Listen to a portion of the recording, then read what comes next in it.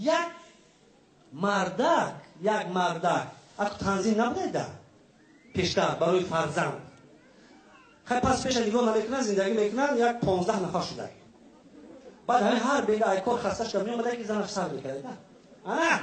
آتش وقتش رو 25 نفر بس بسید زن قوت از تولد کردن که نگیره کنم چکار میکنی 15 نفر پولی دفتر نوشته قلم کتاب مردک هر روز میگه همین گپا میشنه دلگیر شده است یک اهمیت داده که خانه همسایه با یک زن شوهر ندارد گفته هوای من زن دویم نکاح کرده میگیرم ای غروری زن خرید خوش خلاص میشم این برای شما احتیاط میتونه برای هر روز بزن نکنید زن بود بین کرده رفته همون نکاح کرده با خواهش گفته زن من یک ماه کمانگرافته میرم پامال به خدا رفته است یک ماه پس اومده دو روز رفته زن بازی کازن پلاژه ممکن من 2 ماه دیگه نمیام 6 ماه با هم گفته رفته ما شاشو دا فکر کرده با هم پوچ دیگه فکر کرده چطوری زن که بالا پوچ ما بالا کو خیلی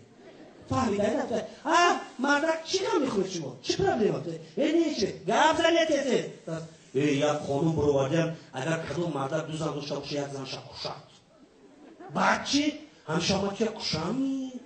این زن گفته تو دیوانه نی 35 سال حیات من از من میکشی 10 تا گلک سگره میموند 12 تا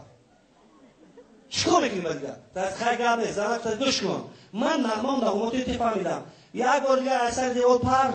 با کازر نبراو و دختر همسایه کوش پیش من بیو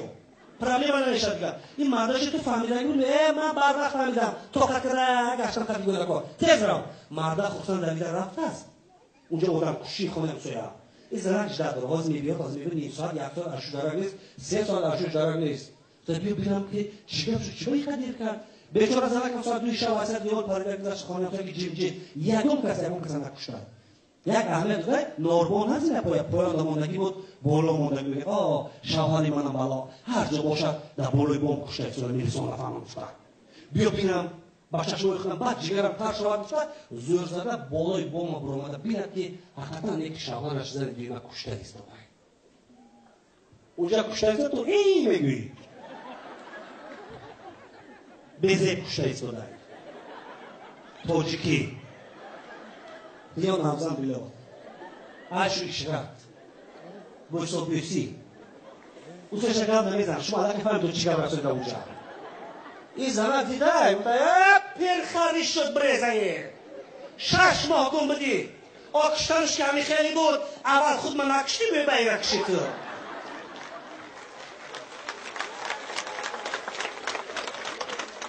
یک مرده که دیگر ریش کشتونه که زنش دور اومده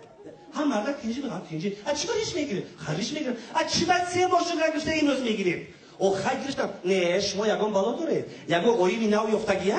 نه آخی چی کرد رئیسمون گفت که ای پگارش کرد نبیم برای هوای میگیرم مایلش رئیستون گفته باشد دردی بخیر مایلش گیرید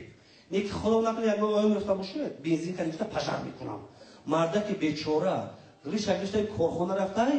تو بگه فکر که موضوع خونه رو میزنم به چی فهمونم که ای باورش نبرم مثلا خیالم نکردم یا اون اویی من نیفتم نگاهش دیگه لکدیل جگر او خوردگی بای